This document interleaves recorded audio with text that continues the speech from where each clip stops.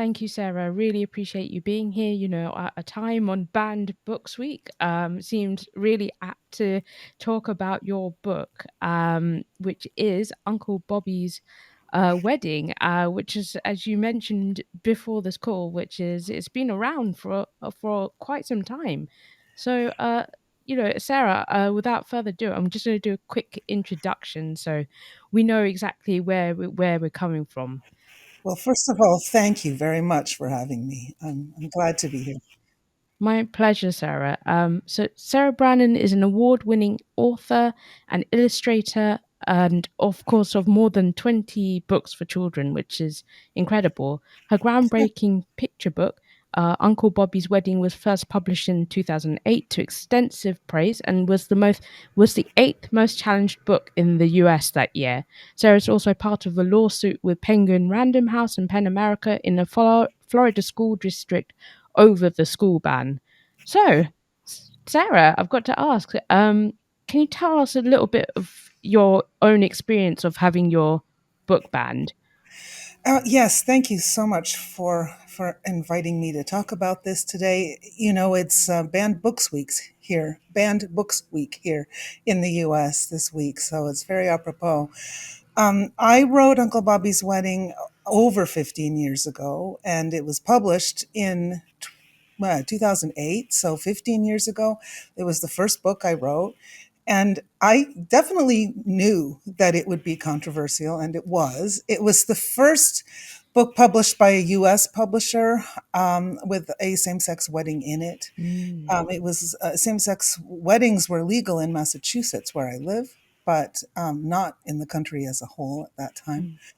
So yeah, a lot of people were very grateful to have the book, and a lot of people really hated it and felt very free to tell me about it. And it was challenged a lot, as you mentioned. And in case your listeners, I don't know whether they're familiar or not with at least the way I understand this.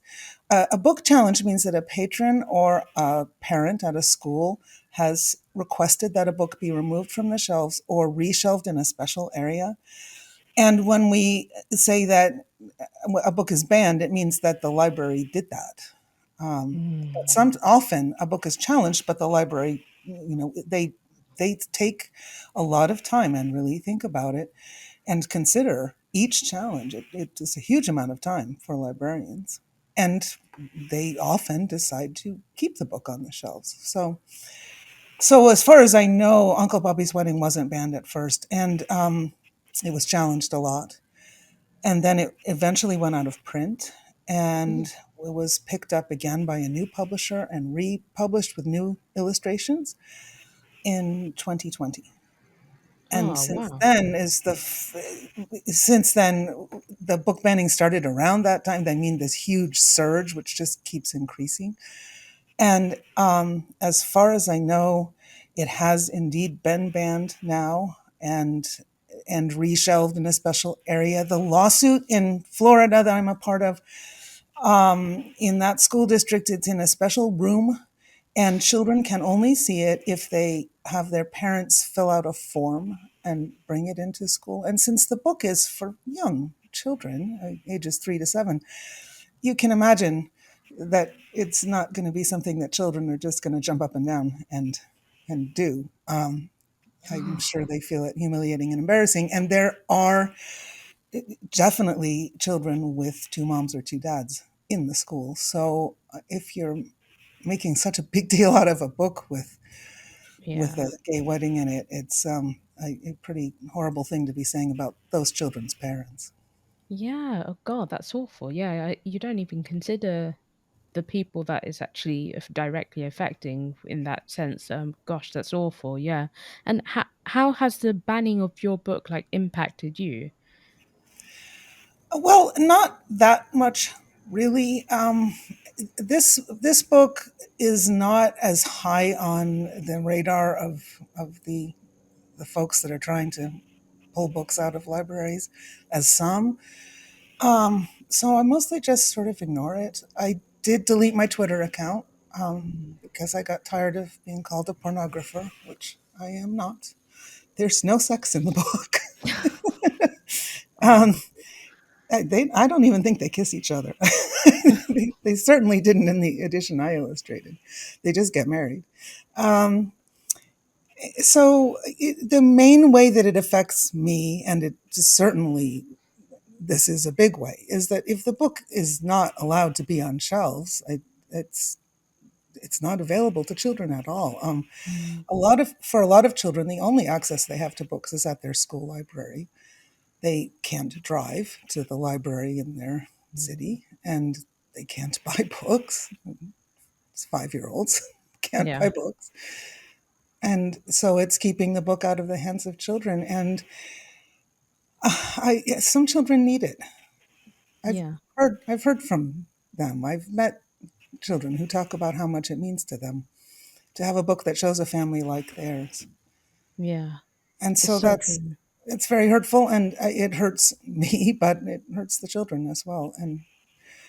And that's my main focus. I mean, it's great that you do think about them because obviously I think the conversation is missing the children's voices at the moment because they're considered, oh, they don't really know what they're talking about, which is really unfortunate. And so, okay, I have to ask is why do you think what do you think the underlying reasons are for the book being banned? Well, I can only speculate. It's complicated. It turns out that PEN America has done a lot of research, as has the American Library Association, and a really large part of these bans are being instigated by just a few people Mm, that they're filling out form after form after form after form. So in some ways, we're letting the tiniest possible minority take over what is, publicly available information. All the books in our libraries should not be controlled by 11 people. And then there's also a very organized group. I hesitate to even mention their name. I guess I won't. mm, They claim that they're a parents' rights group, but mhm, it seems pretty clear that they have political funding. They're extremely organized. And so you have a combination of factors. In some cases, this is political. It's an easy thing to do to energize the voting base for the right. And I don't think they really care as much as they say they do about the books. It just gets people worked up. And then there certainly are parents who feel very strongly that they don't want their children to read about, for instance, any sexual situation. And I guess I feel that that is a parent's right. It's just that many of the books they're talking about, it's not what they're about. They're not pornography. It's books for teens often do include thoughts about sexual situations. It's a normal part of growing up. mm, And what might not be right for your child might be exactly what another child needs. So that's seems very inappropriate to try and remove books from the shelf just because you don't think your own child should have them. mm, So even though I do try to be understanding of each parent's own feelings about what their child should read. However, the majority of book bans, a slight majority, is books about people of color or about racist issues. The LGBTQ plus books are the second most commonly banned, and the banning has gone from trying to remove books about racism from the shelves to basically trying to remove books about Black and brown people from the shelves. And at that point, I can't go along with a parent feeling that they don't want their children to read that. It's mm. these are human beings. I will fight for that. I mean, that's a hill I'll die on. The books need to be on the shelves Yeah, that reflect the experiences of all people and of all children and of the families of all children. It's I and so that is yet a third horn of this beast. Is the racism that has been seems to have been given the freedom to express itself in this country. And I believe in freedom of expression, but I think we need all points of view on the shelves. Yeah, no, definitely. And how do you respond to those who argue that the banning or the challenging of any books, as well as your book, is justified either for moral or political reasons, or unsuitable for certain audiences, because that's the main. It seems to be the main crux of most of the arguments being used by these just very small minority of people. Oh well, again, it's very complicated. The thing I'm more connected to is the idea that books are unsuitable because of some perception of sexuality, which has extended to just the mere existence of LGBTQ people. And again, I do think it's up to a parent to be involved with what their child reads, but it's completely inappropriate to keep books away from other people's children, Mm. whatever your own beliefs are. I mean, I don't agree with book banning, so there may well be books on the shelves that espouse viewpoints I disagree with, Mm. and but they need to be on the shelves. I think the only thing we have all agreed to certain limits on free speech, which are those that endanger the community, the lives of the community. So I think there's a very, very tiny minority of books that perhaps incite, you know, teaching people how to murder someone. I don't Yeah. know. Yeah, I I'm, haven't personally I'm read any. reaching here. I kind of hope you delete that because I don't know what I'm talking about. I've never seen a book on a shelf where I thought this should not be in this library. I never felt that. It's important to study other viewpoints. Absolutely. I agree with you. I think even the really contentious books is there for a reason to learn from. So yeah, I agree with you. And how do you think your book contributes to like important conversations about social issues in general? And what do you hope readers will take away from it? Oh, it's so simple. I just hope my book will just be one more voice in a big chorus just saying that gay people are human beings. Mm. I mean, I definitely expand that to say all LGBTQ plus people. But, you know, very specifically, this is a book about two gay people who love each other and get married. And that's it. There's nothing else in the book that sets them apart from anyone else. They're just members of the family. And I I feel really strongly about that.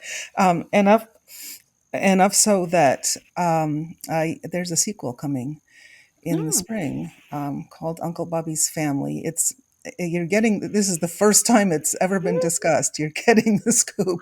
It's that's just about to exciting. be announced, any day now, and Ah. so the story will continue. But once again, it's just about a family. The fact that these two um, people, Bobby and Jamie, are a couple is not what the book is about. Mm. It's about children and fitting in um, and issues that I think are universal to human beings. That's so exciting. I'm so excited to hear that. Thank you for sharing that with us. That is a huge deal. And so I think inspiring in a time like this, apologies. Inspiring at a time like where while this is all happening, that it's spurred you on to also release another one, just as this backlash is happening. Yeah, and I'm sorry you're having to live through it, because I guess I'm in the UK, so I have a little bit of distance from it. But it's a spectre, isn't it? It's a spectre of things to come. And so I think we're worrying here as well. We're worrying about it. There's been guidance even in our libraries in response to the US book bans. So our UK Library Board has actually issued new guidance just in the last month to say we will not tolerate book bannings of any kind. We must, keep freedom of speech. So that was really heartening to see that, this was the response. But obviously, this is having an effect, a global effect. So that's why we're all worried here as well. And so, I wanted to ask you in our final question, just what advice would you give to other authors, maybe whose work has been banned or censored in some way as well?